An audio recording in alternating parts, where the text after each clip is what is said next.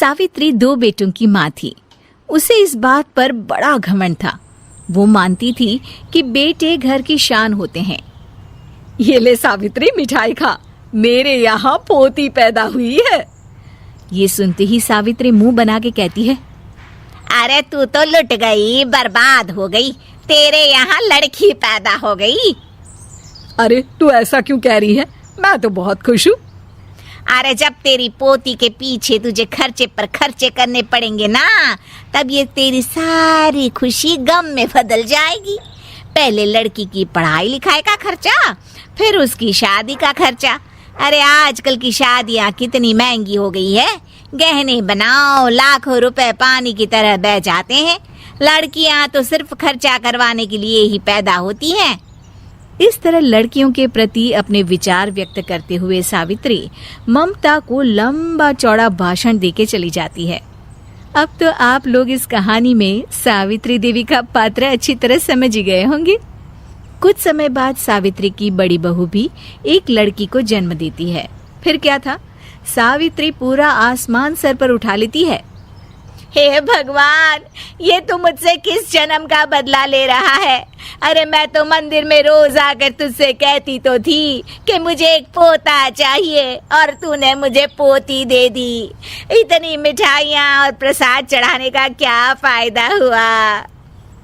तभी सावित्री की बहू निशा कहती है, क्या माँ जी, आप भी इतनी सी बात पर नाराज हो गई हैं? देखिए तो आपकी पोती कितनी सुंदर है, बिल्कुल आप पर गई है। अरे चुप कर, तुझे 9 महीने इतने महंगे महंगे काजू बादाम फल फ्रूट खिलाने का फायदा क्या हुआ? मेरे तो सारे पैसे बर्बाद हो गए। ये सुन सावित्री का बड़ा बेटा अजय कहता है, माँ, तुम सिर्फ नाम के लिए 2020 में रहती हो। असल में तुम्हारा दिमाग सैकड़ों साल पुरानी सोच रखता है। आज के जमाने में लड़का और लड़की में कौन फर्क करता है। मैं तो बहुत खुश हूँ कि भगवान ने मुझे लक्ष्मी के रूप में बेटी दी है। लेकिन सावित्री पर अजय की बातों का कोई असर नहीं होता। नालायक, अपनी पत्नी की जबान बोल रहा है। मेरा बड़ा बेटा तो हाथ से गया। लेकिन सावित्री देवी हार मानने वाली नहीं थी। वो पोते की चाह में अपने छोटे बेटे विजय की शादी करवा देती है। कुछ समय बाद आखिरकार वो दिन आ ही जाता है जब सावित्री की छोटी बहू गर्भवती हो जाती है। सावित्री इतनी खुश हो जाती है कि वो बच्चे के जन्म से पहले ही सारे मोहल्ले में ढिंढोरा पीटने लगती है।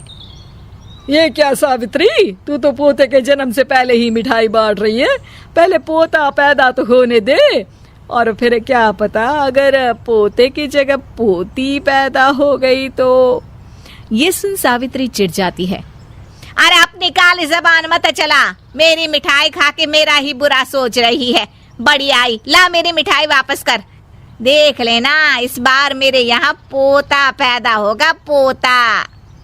लेकिन ठीक इसका उल्टा होता है। सावित्री की छोटी बहू भी एक लड़की को जन्म देती है। सावित्री फिर से रोना धोना शुरू कर देती है और अपनी छोटी बहू को कोसते हुए भला बुरा कहने लगती है। देखते ही देखते ये सावित्री की रोज की आदत हो जाती है। एक दिन उसकी इस आदत से परेशान होकर विजय अपने भाई अजय से कहता है, भैया, माँ खुद एक औरत होकर हमारी बेटियों को पसंद नहीं करती, उल्टा उन्हें रोज कोसती रहती है। मुझे माँ की यह आदत बिल्कुल पसंद नहीं आती। अरे तू ठीक कहता है, मैं भी अब माँ से तंग आ गया हूँ। अच्छा, तो अब तुम दोनों इस तरह पीठ पीछे मेरी बुराई भी करने लग गए हो? नहीं माँ, हम चाहते हैं कि घर में शांति बनी रहे। हमें हमारी बेटियाँ बहुत प्यारी है। मैं नहीं चाहता कि वह तुम्हारे ताने सुन सुन कर बड़ी हो, और इसीलिए हम दोनों ये घर छोड़कर चले जाएंगे। हाँ माँ, मैं भैया की बात से सहमत हूँ। जब तुम इस घर में अकेली रहोगी तब तुम्हें अपनों की कीमत का एहसास होगा। अपने दोनों बेटों के मुंह से अपनी माँ के लिए इतने कठोर शब्द सुन सावित्री भावुक और रुआंसी होकर कहती है, क्या सच में तुम दोनों मुझे इस घर में अकेली छोड़कर चले जाओगे? हाँ माँ। हाँ माँ, अब पानी सर के ऊपर जा चुका है। मैं तुम दोनों के बिना नहीं रह सकती। अपनी सास के आंसू देख अजय और विजय की पत्नी अपने पतियों से लड़ पड़ती है। अरे जिसे जाना है वो जाए, मैं माँ जी को छोड़कर कहीं नहीं जाने वाली। भाभी, आप ये क्या कह रही हैं? वही जो तुम सुन रहे हो, दीदी बिल्कुल सही कह रही है। हम बेटियों के संस्कार हमें सिखाते हैं कि सास माँ समान नहीं बल्कि माँ ही होती है और उस माँ की जिंदगी भर सेवा की जाती है। बेटे अपना फर्ज भूल सकते हैं, लेकिन बेटियां नहीं। आप दोनों शौक से जा सकते हैं। माँ जी, हम दोनों के रहते आपको किसी बात की फिक्र करने की जरूरत नहीं।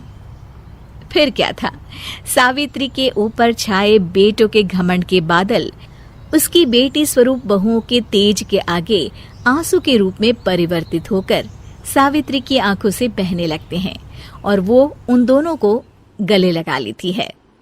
मैं जिंदगी भर बेटियों को कोसती रही, लेकिन आज तुम दोनों को देख मुझे समझ आ गया कि बड़े अभागे होते हैं वो लोग जिनके घर बेटियां नहीं होती।